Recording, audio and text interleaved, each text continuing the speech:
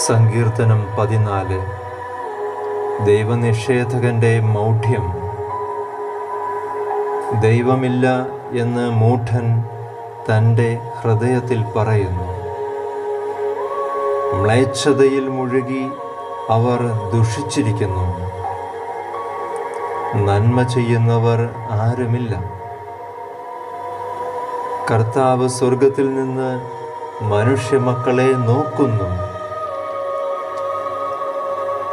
ദൈവത്തെ തേടുന്ന വിവേകികളുണ്ടോ എന്ന് അവിടുന്ന് ആരായുന്നു. എല്ലാവരും വഴിതെറ്റി ഒന്നുപോലെ ദുഷിച്ചുപോയി.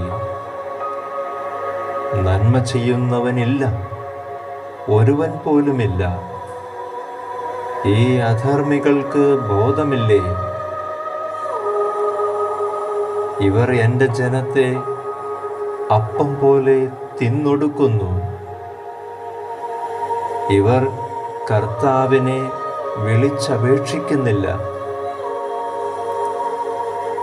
അവിടെ അവരെ പരിഭ്രാന്തി പിടികൂടും. എന്തെന്നാൽ ദൈവം നീതിമാന്മാരോട് കൂടെയാണ്. നിങ്ങൾ ദരിദ്രന്റെ പ്രതീക്ഷകളെ തകർക്കാൻ നോക്കും. എന്നാൽ കർത്താവ് അവന് അഭയവുമുണ്ട്. ഇസ്രായേലിൻ്റെ വിമോചനം സിയോനിൽ നിന്ന് വന്നിരുന്നെങ്കിൽ,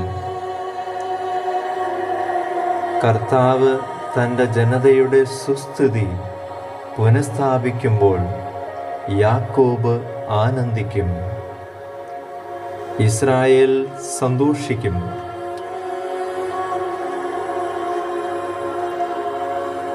സർവശക്തനും പിതാവുമായ ദൈവമേ, അങ്ങ് പരമസത്യമായിരിക്കയാൽ അങ്ങിൽ ഞങ്ങൾ വിശ്വസിക്കുന്നു. വിശ്വാസമെന്ന പുണ്യത്തിൽ വളരുവാൻ ഞങ്ങളെ അനുഗ്രഹിക്കണമേ. ആമേൻ.